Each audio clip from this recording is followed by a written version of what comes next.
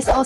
427មិនមែនគ្រាន់តែជាបណ្ឌបត្តិមួយប៉ុណ្ណោះទេតែវាជាការធានាគុណភាពនិងការទុកចិត្តតើអតិថិជនមានដឹងទេថាទិយោភ្នំពេញផ្លាស្ទិកដែលមានគុណភាពខ្ពស់ត្រូវការវិញ្ញាបនបត្រអ្វីដើម្បីមកបញ្ជាក់គឺជាវិញ្ញាបនបត្រ ISO